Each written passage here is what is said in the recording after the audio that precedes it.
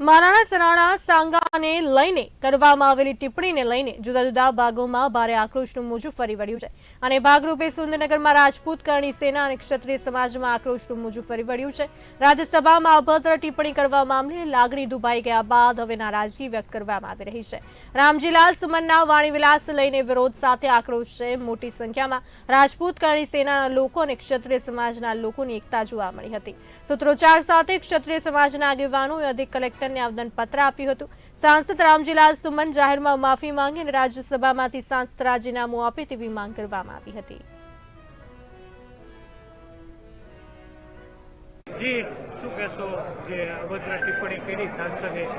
રામજી સુમન સાંસદે જે ટિપ્પણી કરી છે એમાં ક્ષત્રિય સમાજ અને અન્ય સમાજનો ખૂબ રોષ છે કે જે આપણો ઉજળો ઇતિહાસ છે, જે રાણા સાંગાએ 100 યુદ્ધો કર્યા છે, 80 ઘા પોતાના ઉપર ઝીલા છે અને બધી જગ્યાએ કંડારેલો લખેલો ઇતિહાસ છે, ઓથેન્ટિક ઇતિહાસ છે, એને જ્યારે રાજ્યસભામાં બદલવાનો પ્રયત્ન કર્યો છે આ સાંસદે, તો એ સાંસદને રદ સસ્પેન્શન એમનું કરવા જોઈએ। એમને જે કંઈ કાયદાકીય રીતે સજા થવી જોઈએ સજા થવી જોઈએ, કારણ કે આ દેશને ભ્રમિત કરવાનો પ્રયત્ન કર્યો છે એનો સખત આક્રોશ રહેશે અને જ્યાં સુધી અહીં નહીં થાય ત્યાં તે ભારત વર્ષનો દરેક સમાજ, હિન્દુત્વ અને દેશને ચાહનાવાળો માણસ એનો સતત વિરોધ કરતો રહેશે। માતાજી વિશુભા સતુભા ઝાલા, આજે અમારું આપને ખ્યાલ છે તાજેતરમાં જે રામજી સુમને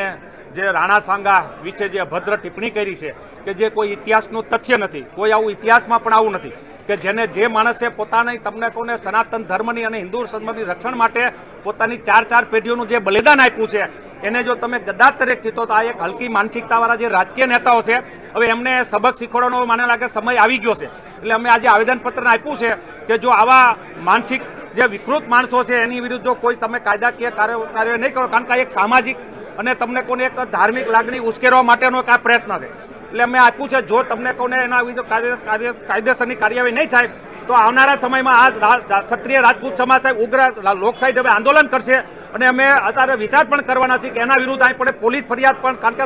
કોઈ પણ સમાજની ધાર્મિક લાગણી જ્યારે દુભાતી હોય અને સાહેબ કોઈ વૈમનસ્ય પેદા થાય એવું કોઈ વક્તવ્ય આપે ત્યારે એના વિરુદ્ધમાં તમે કાયદેસરની કાર્યવાહી આપણે કરી શકો છો। એટલે અમે આવનારા સમયમાં એના વિરુદ્ધ આ રામજી સુમનના વિરુદ્ધમાં કાયદેસર પોલીસ ફરિયાદ પણ દાખલ કરવાના છીએ અને જરૂર પડી તો આના માટે સાહેબ અહિંસક આંદોલન પણ રાજપૂત સમાજ કરશે, એમાં બેમત નથી।